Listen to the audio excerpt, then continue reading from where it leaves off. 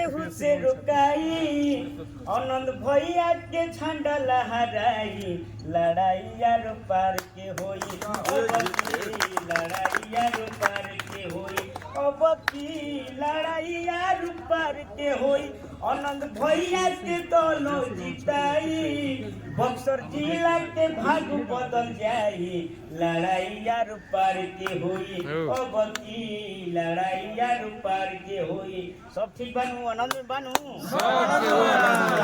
ये चल आनंद में रहेगा जय भैया जय बहुत आनंद भैया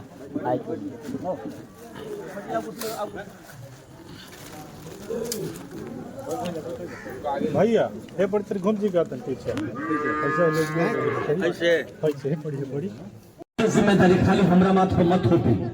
कहे कि आज से 20 साल 30 साल बाद जब इतिहास लिखाई बक्सर के बिहार के भारत के हमरो नामों में रहे अब उठाई पन्ना तो हमरो नाम लौकी हमारा नाम चमकत लौकी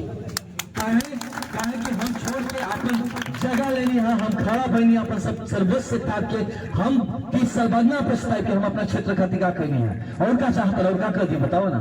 सब तो छोड़ देनी सब बर्बाद और का अपना बर्बाद करोगे उधर से सब छोड़ के हम आइल बनी करे खातिर हमरा के कभी इतिहास गाली ना दी गालियों हर आदमी के दी जे अब की हमरे संगे ना खड़ा हुई हर आदमी के दी जे बक्सर के भविष्य के साथ ना खड़ा हुई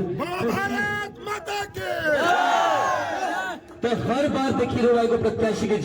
जितौले बानी हर बार एगो कैंडिडेट जीतल बा हर बार एगो पार्टी जीतल बा कि नहीं जीतल बताई जीतल बने क्यों ना तो लेकिन बक्सर हर बार हारल बा ये बात हुआ ध्यान से सुन लो हर बार बक्सर हारल बा ना हारल हुई तो रुआ गांव में रहो ब्लॉक में एगो बढ़िया कॉलेज हुई ना हारल हुई तो प्राइमरी हेल्थ सेंटर में रहो इलाज हो जाए रुआ टंगा के बनारस पटना ना जाती एम्बुलेंस में ना मरती हमने की क्या हो